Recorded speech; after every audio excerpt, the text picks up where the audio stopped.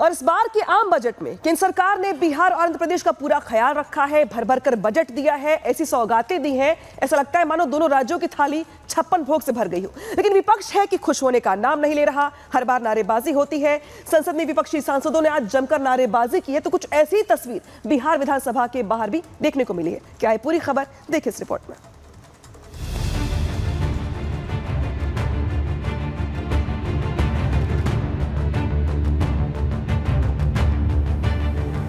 मोदी 3.0 के पहले बजट पर मचा कोहराम है।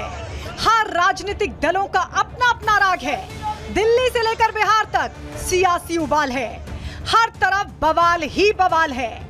वित्त मंत्री निर्मला सीतारमण ने बजट सत्र में बिहार को विशेष पैकेज का ऐलान क्या किया। इंडी गठबंधन की फूट एक बार फिर खुलकर सामने आ गई। बिहार पर केंद्र की मेहरबानी विपक्षी दल पचा नहीं पाए और अपने अपने राज्य को कुछ ना मिलने पर तकरार करते नजर आए। बड़े सपने दिखाए थे यूपी को, क्या मिला यूपी को? डबल इंजन की सरकार, तो डबल लाभ मिलना चाहिए था। दिल्ली का लाभ, लखनऊ का लाभ, कि दिल्ली अब लखनऊ की तरफ नहीं देख रही है, या लखनऊ वालों ने दिल्ली वालों को नाराज कर दिया, उसका परिणाम हमें बजट में दिखाई दे रहा है। और यूपी की बाढ़ रोके बिना आप बिहार की बाढ़ कैसे रोकेंगे? तो ऐसा बजट मैं कभी नहीं देखा, और ये सिर्फ किसी को खुश करने के लिए, कुर्सी बचाने के लिए वो ये सब हुआ है। इसका हम खंडन करते हैं। हमारी तो अपेक्षा ऐसी थी सबसे ज्यादा मुझे ही मिलेगा, लेकिन इतना हमको तो कुछ नहीं मिला। केंद्र ने बिहार की थाली क्या भरी, विपक्ष की एकजुटता की कलाई खुलते देर न लगी। एक धड़ा जहां बिहार स्पेशल पैकेज के पक्ष में खड़ा दिखाई दिया, तो दूसरा गुट राजनीतिक मजबूरियों के चलते विरोध का झंडा बुलंद करता नजर आ रहा है। जो बजट आया है बिहार के लिए और पूरे देश के लिए, ये कुर्सी बचाने के लिए आंध्र प्रदेश में और बिहार के दिया है। ये अपना कुर्सी बचाने के लिए 2 राज्य के दिए हैं और सब राज्य छोड़ दिए, पूरा देश छोड़ दिए। तो ये तो पॉकेट मिला है, पॉकेट से क्या होगा? केंद्रीय बजट में बजटीय आवंटन ही महत्वपूर्ण नहीं है। जो विभिन्न मानक हैं वह राष्ट्रीय राजमार्गों के विकास के लिए है। तो ये निश्चित रूप से एक सकारात्मक रूप से, चूंकि पर्यटन के क्षेत्र में तो बिहार के अंदर में जो बदलाव हुआ है, कार्य किए जाएंगे तो निश्चित रूप से इसके परिणाम और भी सुखद होंगे। केंद्रीय वित्त मंत्री निर्मला सीतारमण ने बजट भाषण में बिहार के लिए करीब 60,000 करोड़ रुपए से ज्यादा के प्रोजेक्ट का ऐलान किया, लेकिन बिहार में विपक्षी दलों ने इसके खिलाफ न सिर्फ विधानसभा के बाहर प्रदर्शन किया, बल्कि इसे बिहार के हाथ में झुनझुना करार दिया। हम लोग उम्मीद किए थे कि झुनझुना, लेकिन अब झुनझुनो नहीं मिला। हम लोग को जो है रेसवे मिला है, न रोजगार करने का अवसर है उसमें। अब हम लोग 5 बरस केंद्र सरकार हम लोग से झाल बजवाएगी, बिहार सरकार से। अब उनका काम ही यही रह गया, अब झाल बजाना। सरकार में हम लोग हैं तो विपक्ष कभी झुनझुना बजाएगी, कभी झाल बजाएगी। उनके किस्मत में अब झुनझुना बजाना है तो करेंगे क्या? तो 25 में भी झाल बजाना है, तो अभी से उसकी प्रैक्टिस कर रहे हैं। दिल्ली से लेकर बिहार तक मचे बवाल पर बीजेपी भी हमलावर है।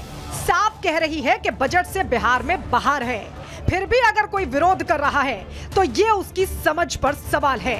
जो बजट राष्ट्रहित में आता है उसी प्रकार से ये भी बजट आएगा। भारत को विकसित भारत बनाने, बिहार को विकसित बिहार बनाने का एक बड़ा ही नींव रखा गया। पैकेज के माध्यम से बिहार के अंदर विकास करें और बिहार के अंदर औद्योगिकरण वातावरण के साथ साथ हर क्षेत्र में हमारा विकसित बिहार का स्वरूप झलके। बजट में किसी पार्टी को देखकर आर्थिक पैकेज नहीं दिया गया है। बजट का पैसा बिहार के हर नागरिक तक पहुंचेगा, चाहे वो किसी भी पार्टी से संबंध रखता हो। लेकिन ये राजनीति है, मिले तो भी हंगामा होता है, ना मिले तो भी विरोध करना होता है। और फिलहाल बिहार में वही हो रहा है। Bureau report, Republic Bharat.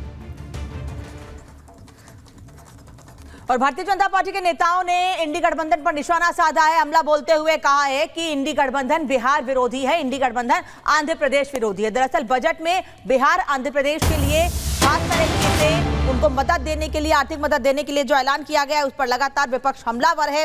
और इसी पर प्रेस कॉन्फ्रेंस करते हुए भारतीय जनता पार्टी के नेता ने साफ कहा है कि इंडी गठबंधन बिहार विरोधी है, आंध्र प्रदेश विरोधी है, ये बिहार के लोगों का विकास नहीं देख सकते हैं। इंडी गठबंधन पर निशाना साधते हुए उन्होंने कहा है कि ये गठबंधन आंध्र प्रदेश विरोधी है, बिहार विरोधी है। दरअसल बजट में बिहार और आंध्र प्रदेश के लिए ऐलान किया गया है आर्थिक मदद का, वहां के विकास के लिए, और उसी पर विपक्ष हमलावर था, जिस पर बीजेपी ने जवाब दिया। आंध्र प्रदेश और बिहार को थोड़ी सी मदद इस बजट के द्वारा दिया गया। ये कांग्रेस और इंडी गठबंधन को क्यों इससे दर्द है, क्यों आप सह नहीं पा रहे हैं? क्यों कांग्रेस बिहार विरोधी, आंध्र विरोधी और विकास विरोधी साबित होना चाहती है? क्या इंडी गठबंधन देश के किसी हिस्से को विकसित होते हुए क्या पचा नहीं सकती है? और इस बीच बड़ी जानकारी आपको दे रहे हैं, अग्निवीरों पर सरकार का बड़ा फैसला आया है। बीएसएफ में भी अग्निवीरों को 10% आरक्षण देने की बात कही जा रही है। इसके अलावा पैरामिलिट्री फोर्सेज, सीआरपीएफ और एसएसबी पहले ही अग्निवीरों के लिए आरक्षण का ऐलान कर चुकी है। इस वक्त ये बड़ी खबर आपको बता रहे हैं, जहां बीएसएफ में भी अब अग्निवीरों को 10% आरक्षण दिया जाएगा। इससे पहले भी सीआईएसएफ में अग्निवीरों को दिया जा चुका है। सीआरपीएफ और भी जो सिक्योरिटी फोर्सेज हैं उसमें अग्निवीरों को जगह दी गई है। एसएसबी में भी आरक्षण है उनके लिए, और अब बीएसएफ की तरफ से भी ये बड़ा फैसला लिया गया है, अग्निवीरों को आरक्षण दिया जाएगा 10%। 4 साल इन्होंने मशक्क़त की नौकरी की है, एक्सपीरियंस हासिल किया है, कड़े अनुशासन में रहे हैं, तो बीएसएफ के लिए एकदम अनुरूप हैं ये।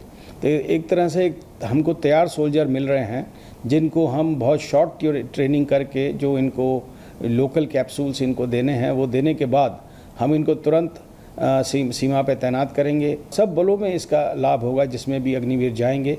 हम इसका इंतज़ार कर रहे हैं, जैसे ही आएंगे हम इनको तुरंत लेके और इनको जो कन्वर्शन ट्रेनिंग है वो देने के बाद इनको तैनात करेंगे। जितनी हमारी वैकेंसीज़ होंगी उनका 10% इनके लिए रिज़र्व्ड होगा, आरक्षित होगा, और इनको एज की भी छूट है। जो पहला बैच है उसमें 5 साल का एज रिलैक्सेशन है, और जो अगले बैच आएंगे उनके लिए 3 साल का रिलैक्सेशन होगा। तो जिस तरीके से ये बड़ा ऐलान किया गया है दरअसल अग्निवीरों के लिए, इसके पहले आपको याद होगा किस तरीके से हरियाणा सरकार ने भी अपनी ओर से इनिशिएटिव लिया। इसके अलावा जो स्टेट पुलिस है इसमें भी जो छूट है वो यहाँ पे दी जा रही है। इसके अलावा बाकी जो प्राइवेट कंपनीज हैं उनकी ओर से भी जो अग्निवीर है उनको प्रायोरिटी देने की बात कही गई। और अब बीएसएफ में भी अग्निवीरों को 10% आरक्षण का ऐलान यहाँ पर किया गया, यानी कि अग्निवीर रिटायरमेंट के बाद कहीं से भी खाली ना बैठे, इसको लेकर के पूरा का पूरा ख्याल रखा जा रहा है। सीआईएसएफ, सीआरपीएफ, एसएसबी में भी आरक्षण देने की बात यहां पर कही गई है। अग्निवीरों पर सरकार का बड़ा फैसला है। आपको याद होगा लोकसभा चुनाव में किस तरीके से राहुल गांधी ने अग्निवीरों को लेकर के एक बड़ा मुद्दा बनाया, इसको लेकर के तमाम वीडियोस, तमाम बातें कही गई। लेकिन अब सरकार की ओर से जिस तरीके से एक के बाद एक बड़ा फैसला यहां पर लिया जा रहा है, ये अपने आप में बताने के लिए काफी के अग्निवीरों को लेकर सरकार जो है यहां पर लगातार प्रयास कर रही है। और अब यहां पर जिस तरीके से जो बड़ा ऐलान किया गया है वो इसको देखकर लग रहा है दरअसल कि सरकार अग्निवीरों को लेकर फिक्रमंद है और इनके बाद इनके लिए एक के बाद एक बड़े फैसले किए जा रहे हैं।